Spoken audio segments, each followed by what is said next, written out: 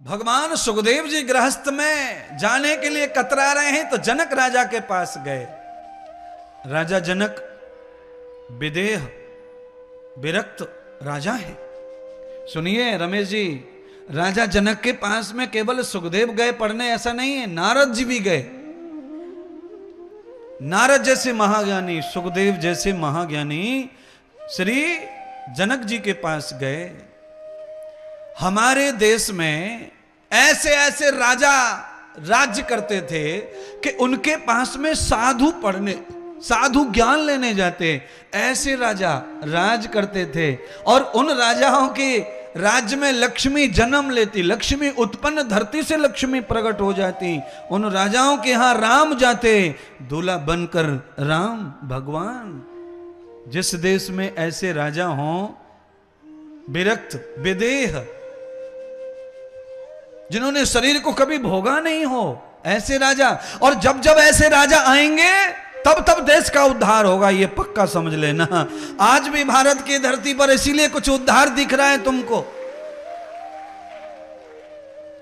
विरक्त निर्भोग, भोग से दूर जो राजा होता है वो समाज के लिए बहुत कुछ खड़ा कर सकता है। भोग में आदमी बेईमान हो जाता है, ना समझ हो जाता है। राजा जनक जी के यहां भगवान सुखदेव जी ने गृहस्थ का ज्ञान लिया।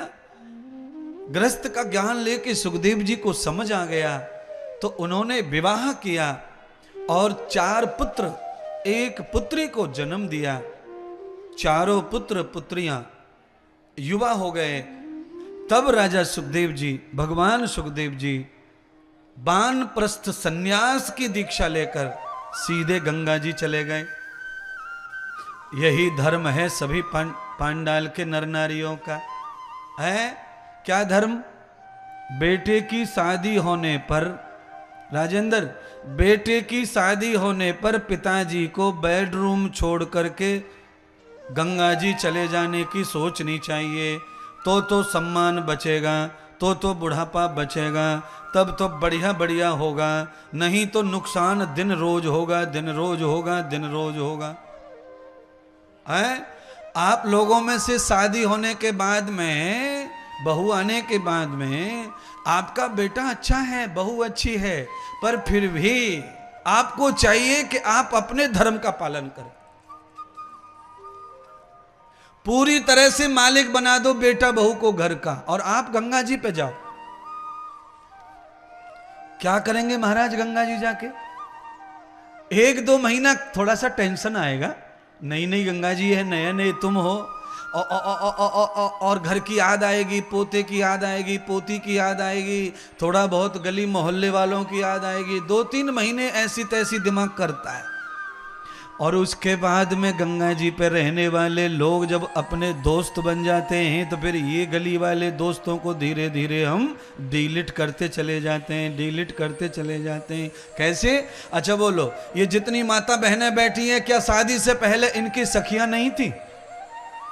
उनको भूल के कैसे पति के साथ मस्त रह रही हैं, खुश रह रही हैं? क्योंकि पति के साथ आने के बाद 3 महीने में यहां भी सखी बन गई है। ये पड़ोसिन, ये बिहार पटना की है, ये पौड़ी गढ़वाल की है, ये फलानी है, ढिकानी है, नई नई सखियां बन गई। तो वो पुरानी जो थी उनका विसरण हो जाता है। माता पिता जैसी चीज को कन्या भूल जाती है विवाह के बाद धीरे धीरे, ऐसे हम भी भूल जाते हैं। थोड़े दिन कष्ट होता है, 5-4 महीने निकलते हैं। तो 5-4 महीने ज्यादा नहीं है, 5-4 महीने थोड़ी याद आने दो घर की, डटे रहो गंगा जी पे, और उसके बाद गंगा जी पे ही तुम्हारा संसार हो जाएगा। वहीं पे सब दुलारे प्यारे मिल जाएंगे और आनंद आ जाएगा। और सुनिए, जिन बच्चों से आप बहुत ज्यादा खुश नहीं थे, बच्चे आपसे खुश नहीं थे, तालमेल बिगड़ गया था गृहस्थ का, आप केवल मेरे कहने से 2-3 साल वहां बिताओ, उसके बाद देखो आपकी वैल्यू कितनी बढ़ जाएगी, कीमत बढ़ जाएगी, मान्यता बढ़ जाएगी आपकी। महाराज है मान्यता 6 महीने में बढ़ जाती है मैडम। गली मोहल्लों में जिस बच्चे से लोग परेशान रहते ना, गाड़ी की आवाज को, बुलेट की आवाज को, पल्सर की आवाज को सुन के लोग गालियां देते थे। ऐसा साइलेंसर लगवा लिया उसने कि जाते आते कान में फाड़ देता कान। तो लोग बोलते इससे कब पीछा छूटेगा नालायक से। और भाग्य से ऐसा हुआ कि अग्निवीर की भर्ती में भर्ती हो गया। अग्निवीर में तो लोगों ने कहा भाई अच्छा हो गया, चला गया, बड़ा ऐसा था। और 6 महीने के बाद ट्रेनिंग करके आया। जो लोग उसे गाली देते थे वो सब, गुड्डू चाय पे आ जाना शाम को, भैया भैया आज हमारे यहाँ रोटी खा लेना भैया, प्यारा हो जाता है। 6 महीने में प्यार हो जाता है बिगड़े हुए से, क्योंकि वो वहां सुधरने की ट्रेनिंग दे रहा है। तो हमारी बुद्धि यहां सुधर जाती है। सुखदेव जी गंगा के तट पे चले गए और अब दिगंबर भेष धारण कर लिया। वस्त्र अलंकृतम भोजनम सर्वोप्रिया त्याज्यम तयुक्तम न बाधो न कर्म। ये सारा सब त्याग दिया उन्होंने और एक लंगोट पहनकर, एक माला धारण करके कमंडल आसन लेकर बैठे गंगा जी पर। और श्रीमद् भागवत कथा जो पढ़ी थी उन्होंने अपने पिताजी से, उसका ध्यासन कर रहे हैं, उसको ध्यान कर रहे हैं, उसका चिंतन मनन आसन कर रहे हैं। भागवत में जो नियम हैं कल्याण के, उन नियमों का पालन कर रहे हैं और अपना कल्याण कर रहे हैं। ये है भागवत कथा की तपस्या।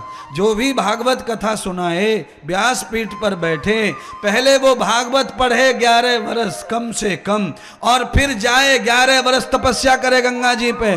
22 साल के बाद व्यासपीठ पकड़े और कथा सुनाए, तब तो कथा कल्याण करेगी, उद्धार करेगी और कथा कथा हो जाएगी। सब व्यथाओं को नोच लेगी, खोंच लेगी, मिटा देगी, रोलर कर देगी, सबको दबा के प्लान कर देगी और सुंदर सुंदर जीवन बन जाएगा। है आजकल कथा का भी बड़ा बुरा हाल हो चुका है। कोई भी कथा गा रहे, कोई 6 महीने में शुरू कर देता है, कोई 4 महीने में, कोई 8 महीने में, कोई 10 महीने में कथा गाना शुरू कर देते हैं। 5-7 महीने। कई लोग तो कथा कहीं अभ्यास भी नहीं करते, चालू कर देते। गहरी कथा को समझने के लिए आचरण गहरा कर लो कथा का। यही शास्त्र है कथा के बारे में। पहलवान अखाड़े में कब उतरना चाहिए आपके हिसाब से? मेरे हिसाब से बताऊं कि आपके हिसाब से मान जाऊं? आप भी बताओ पहले। आगे बैठने की तकलीफ है ये। अब मैं वो पीछे वाले को पूछूं तो कैसे पूछूं, वो तो मुझे ही ना दिख रहा है। पूरी तैयारी हो तो पहलवान अखाड़े में उतरे।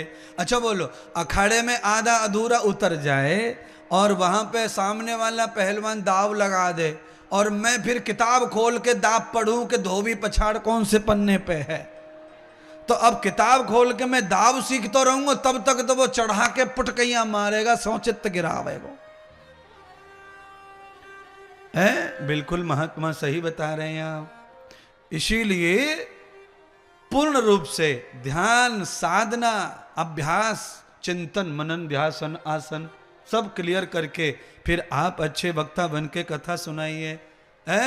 कथा से केवल हमें श्रोताओं को नहीं रिझाना है, हमें श्रोताओं को खाली करना है। दीमक लगी पड़ी है सब में, दीमक।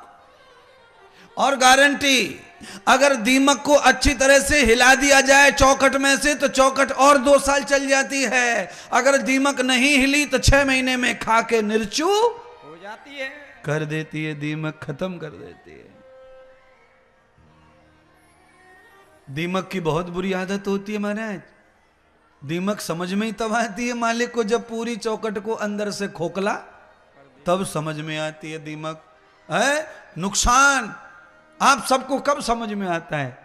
जब हम मिट लेते हैं दुनिया में, पूरी दुनिया में अपना नाम खराब हो चुका होता है, तब हमें समझता है कि हमने गलती की है। करते समय भी समझना चाहिए कि ये गलत ही है।